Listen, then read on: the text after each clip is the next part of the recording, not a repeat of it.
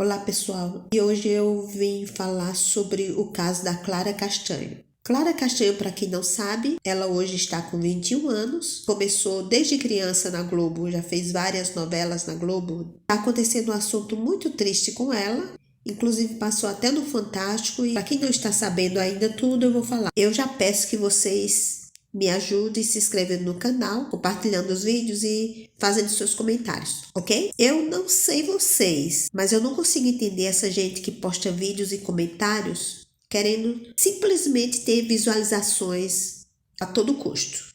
Tudo começou quando alguns jornalistas fizeram alguns comentários sobre uma atriz da Globo de 21 anos, tinha dado entrada no hospital, feito um parto, que logo em seguida mandou a criança para adoção. O resumo foi esse. Mas esses jornalistas comentaram sem falar o nome da atriz. Mas depois de tantos detalhes, o pessoal da internet começou a chegar nessa menina, né? E ela começou a sofrer acusações na internet. Diante disso, ela fez uma carta aberta. Algumas pessoas que comentaram foram Antônia Fontinelli. Realmente ela falou de uma forma muito chata. Disse que uma atriz da Globo com 21 anos engravidou, escondeu a gravidez, inclusive trabalhou durante esse período e deu à luz no hospital. Em seguida já pediu para o hospital pagar a entrada dela nos registros e que nem queria ver o filho e que logo o hospital passasse a criança para frente. Léo Dias também fez algum comentário, mas todos eles não comentaram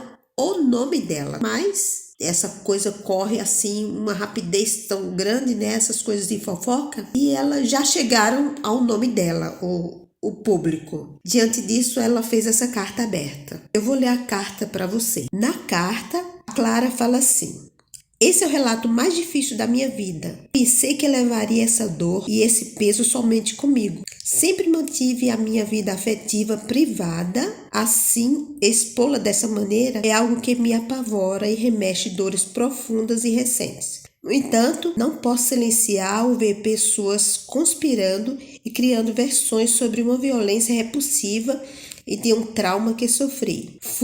Aí aqui eu, Roseni, não vou falar a palavra, mas ela fala tu, né? E aquela palavra de violência que a mulher sofre que o YouTube não aceita, então não vou falar a palavra completa. Seguindo com a carta. Relembrar esse episódio traz uma sensação de morte, porque algo morreu em mim. Não estava na minha cidade, não estava perto da minha família nem dos meus amigos. Estava completamente sozinha. Eu não fiz boletim de ocorrência. Tive muita vergonha, me senti culpada. Tive a ilusão de que se fingisse que isso não aconteceu, talvez eu esquecesse, superasse. Mas não foi o que aconteceu.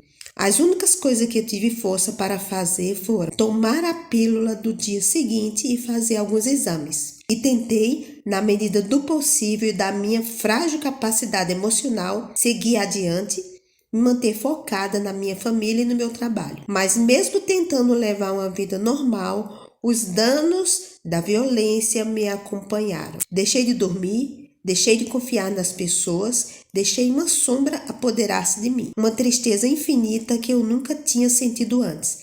As redes sociais são uma ilusão e deixei lá a ilusão de que a vida estava ok, enquanto eu estava despedaçada. Somente a minha família sabia o que tinha acontecido. Os fatos até aqui são suficientes para me machucar, mas eles não param por aqui. Meses depois, eu comecei a passar mal, ter mal-estar. O médico sinalizou que eu poderia ter uma gastrite, uma hérnia estrangulada, um mioma. Fiz uma tomografia e no meio dela, o exame foi interrompido às pressas. Fui informada que eu gerava um feto no meu útero. Sim, eu estava quase no término da gestação quando eu soube. Foi um choque. Meu mundo caiu, meu ciclo menstrual estava normal, meu corpo também. Eu não tinha ganhado peso nem barriga. Naquele momento do exame, me senti novamente violada, novamente culpada. Em uma consulta médica, contei ter sido lá. Expliquei tudo o que aconteceu. O médico não teve nenhuma empatia por mim. Eu não era uma mulher que estava grávida por vontade e desejo. Tinha sofrido uma violência. E mesmo assim, esse profissional me obrigou a ouvir o coração da criança e disse que 50% do DNA eram meus e que eu seria obrigada a amá-lo. Essa foi mais uma das séries de violência que aconteceram comigo. Gostaria que tivesse parado por aí, mas infelizmente não foi isso que aconteceu. Eu ainda estava tentando juntar os cacos quando tive que lidar com a informação de ter um bebê. Um bebê fruto de uma violência que me destruiu como mulher. Eu não tinha e não tenho condições emocionais de dar para uma criança o amor, o cuidado e tudo que ela merece ter. Entre o momento que eu soube da gravidez e o parto se passaram poucos dias. Era demais para processar, para aceitar e tomei a atitude que eu considero mais digna e humana. Eu procurei uma advogada e, conhecendo o processo, tomei a decisão de fazer uma entrega direta para adoção. Passei por todos os trâmites: psicóloga, Ministério Público, juiz, audiência, todas as etapas obrigatórias. Um processo que, pela própria lei, garante sigilo para mim e para a criança. A entrega foi protegida e sigilo. Ser pai ou mãe não depende tão somente da condição financeira e econômica, mas da capacidade de cuidar. Ao reconhecer a minha incapacidade de exercer esse cuidado, eu optei por essa entrega consciente que deveria ser segura. No dia em que a criança nasceu, eu ainda anestesiada no pós-parto, fui abordada por uma enfermeira que estava na sala de cirurgia. Ela fez perguntas e ameaçou. Aí ela coloca entre aspas: imagina se tal colunista descobre essa história. Eu estava dentro de um hospital, um lugar que era supostamente para me acolher e me proteger. Quando eu cheguei no quarto, já estava mensagem do colunista com todas as informações. Só não sabia da violência. Eu ainda estava sob o efeito de anestesia. Tive tempo de processar tudo aquilo que estava vivendo, de entender tamanha era a dor que eu estava sentindo. Eu conversei com ele, expliquei tudo o que tinha acontecido. Ele prometeu não publicar. Um outro colunista também me procurou dias depois, querendo saber se eu estava grávida, e eu falei com ele. Mas apenas o fato deles saberem mostra que os profissionais que deveriam me protegido em um momento de extrema dor e vulnerabilidade, que têm a obrigação legal de respeitar o sigilo da entrega, não foram éticos, nem tiveram respeito por mim e nem pela criança. Agora a notícia se tornou pública e com ela vieram 1000 informações erradas e ilações mentirosas e cruéis. Vocês não têm noção da dor que eu sinto. Tudo que fiz foi pensando em resguardar a vida e o futuro da criança. Cada passo está documentado e de acordo com a lei. A criança merece ser criada por uma família amorosa, devidamente habilitada à adoção, que não tem as lembranças de um fato tão traumático. E ela não precisa saber que foi resultado de uma violência tão cruel. Como mulher, eu fui violenta primeiramente por um homem e agora sou reiteradamente violenta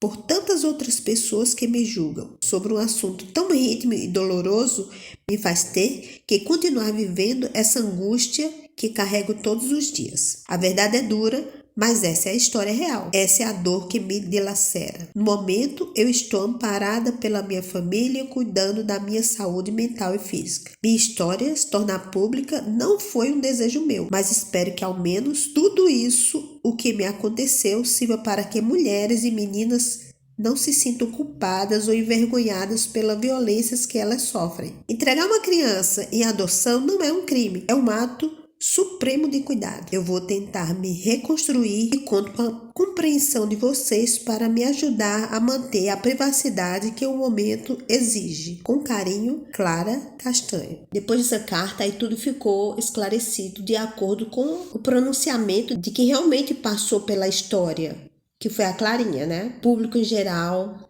começou a dar maior apoio à Clara, né, pelo sofrimento. As pessoas começaram a acusar a Fontenelle, né? O que aconteceu? As pessoas se revoltaram contra a Fontenelle, falando sobre o canal dela, sobre o que ela tinha falado, um monte de coisa mesmo. Eu vi já um vídeo de Fontenelle entrando no ar para comentar em cima de tudo isso. Ela falou que não tinha comentado o nome da atriz, que na verdade a atriz ela não era menor, ela era maior, e que ela pensava, quando ela fez o comentário, ela pensava mesmo era na criança, que até então, quando ela falou, ela não sabia que a menina tinha passado por uma violência. Todos eles Quando falaram a primeira vez, eles não sabiam da violência. Eles sabiam que a menina tinha tido um filho, tudo, tinha passado pelo hospital. Eles ficaram sabendo depois, quando a própria Clara falou. Aí a Antônia chegou depois disso e falou que se preocupou muito com a criança, que se fosse possível arranjaria alguém para cuidar da criança, criar a criança, mas ela na verdade ela não pediu desculpas, né? Que foi o que o Fantástico falou. Ela não pediu desculpa para ela, só deu as desculpas pela matéria dela. Depois dessa carta de Clara, Léo Dias se pronunciou no canal dele pedindo desculpas a Clara. Tá? Eu vou ler um pouco da mensagem dele. E no canal dele colocou o título assim: preciso me explicar a vocês e pedir perdão para Clara Castanho. Errei ao publicar sobre Clara. Mesmo que eu não tenha revelado a história, reconheço que não tenho noção da dor dela e peço perdão. Há pouco mais de um mês, eu fui procurado por uma profissional de um hospital privado. Ela insistiu que precisava falar comigo para denunciar um caso atípico que ocorrera há algumas horas naquela casa de saúde. A moça, sob a condição de um anonimato, me disse que pela primeira vez o nascimento de uma criança não poderia ser registrada na maternidade. Nenhum dado sobre o nascimento poderia ser incluído no sistema. Fiquei surpresa ao saber que a mulher que deu à luz aquela criança era Clara Castanho. Até aquele momento eu não tinha noção do contexto da violência envolvendo a gestação. Meu contato com Clara não era próximo, mas há alguns meses a mãe dela me mandou uma mensagem carinhosa pelo Instagram e achei que eu deveria, por intermédio desse contato, mandar a mensagem para ela no sentido de entender o que estava ocorrendo. Àquela altura eu não tinha noção de todos os fatos. Não sabia que ela havia sido vítima de uma violência. Clara me respondeu poucas horas depois. Chegamos a conversar por telefone. Na conversa, Clara me relatou a violência de que foi vítima e sua decisão de entregar a criança para adoção. Me pediu que eu não escrevesse sobre o assunto e eu prontamente me comprometi com ela a não expor a história publicamente. O relato de Clara foi tão impactante, aquela história era tão perturbadora que, em um ato irrefletido, me ofereci para adotar a criança. E desde aquele momento essa história não saiu da minha cabeça. Confidenciei isso a 2 outras pessoas próximas. Mais de um mês se passou. Eu permaneci sem escrever sobre a história, mas desde maio fui surpreendido com vários vídeos e posts em que influenciadores relataram o caso ou parte dele. Evitei, assim como havia me comprometido, a revelar a identidade da atriz, mesmo tendo sido provocado a falar sobre o caso. A postagem que fiz relatando o nascimento da criança e a adoção foi posterior à carta que Clara escreveu sobre tudo o que passara. Ela foi covardemente exposta, tenho consciência disso. Errei ao publicar qualquer linha a este respeito. Mesmo que a revelação da história não tinha partido de mim, mesmo que Clara tenha escrito uma carta pública narrando a dor que sentiu com toda essa violência, e que eu só tenha escrito sobre o assunto após a carta dela ser publicada. Mesmo que eu soubesse de tudo desde o início, eu não deveria ter escrito nenhuma linha sobre essa história ou ter feito qualquer comentário sobre algo que não tenho direito de opinar. Apesar da minha proximidade com o fato, reconheço que eu não tenho noção da dor dessa mulher. Por isso, peço sinceramente perdão a Clara. Essa foi a carta de Léo Dias. Agora quero pedir perdão à menina. Vamos esperar se os outros também vão pedir perdão. Um resuminho rápido do que eu acho. E a profissional do hospital? Tudo começa com ela, né? Eu li que o hospital já está tomando as providências para saber o que realmente aconteceu e tomar as medidas possíveis em relação a essa profissional que vazou essa história. Como a própria Clara fala, um lugar que ela deveria ser acolhida e ela foi exposta desse jeito. Deixa o comentário de vocês, vamos ver onde vai terminar essa história. Eu realmente espero que essa profissional, se realmente ela tem culpa, que ela pague por isso. Não se esqueçam de se inscrever no canal, compartilhar o vídeo, comentar. Toque o sininho para ser sempre avisado quando eu postar novos vídeos, tá bom? Me desculpa pela voz rouquíssima que eu estou. Eu não estive bem nos últimos dias. Logo eu volto com outro vídeo. Tchau, tchau!